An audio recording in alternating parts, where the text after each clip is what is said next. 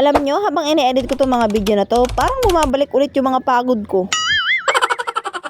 Hello, hi mga nay! Eto na nga yung kalahating araw nung nai-upload ko na general cleaning day 2. Akala nyo parang ang dami ko nang nagawa nung kalahating araw na yun, ano? Pero ito pa nga yung kadugtong. Nauna na ako nakaigib ng 2 galon para nga dito sa aming inumin. Sinalin ko nga dito sa aming jug at nilalagyan ko nga yun ng plastic kasi nga yung takip sira na. Lahat ng mga laman ng galon at timba isasalin ko nga dito sa aming mga lalagyan para maipon at makabalik ako sa baba at makapag-akyat uli ng tubig. Ito talaga yung buhay namin dito, walang katapusang pag-iigib. Kaya siguro hindi rin ako bakit ang dami-dami kong kinakain kasi naman natatagtag agad yung mga kinakain ko. Nagiging muscle na nga yata.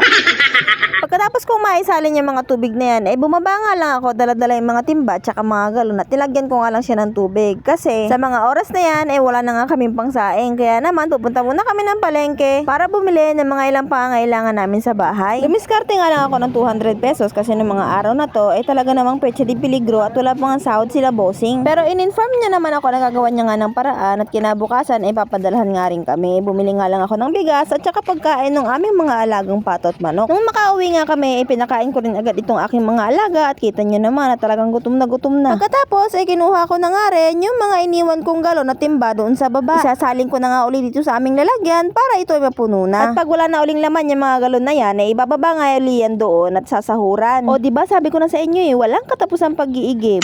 Eto nga, fast forward gabi na, ngayon ko palang nakuha yung aking sinahuran uli ng mga galon at mga timba. Siguro ng mga oras na to 6:30, tapos ito nga nagayak na rin ako para makapagsaing. Kasi maya-maya lang magbumuryot na nga yung mga bata at hihingin na ng pagkain at sila inaantok na. Nung mailuto ko nga yung aming kanin at makapagluto na rin ng ulam, pinakain ko na nga rin yung mga bata at nang sila makatulog na. At nung makatulog nga sila, ito naman mga hugasin ng inabyad ko.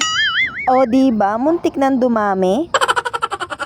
Sabi ko na sa inyo, huwag kayong maniniwalang masipag ako kasi kung talagang masipag ako at hindi ako tatamad-tamad hindi nga matatambak tong mga to. Paano ba naman kasi sa pagigib pa lang pagod ka na? Paano kapag gaganahang maghugas ng plato?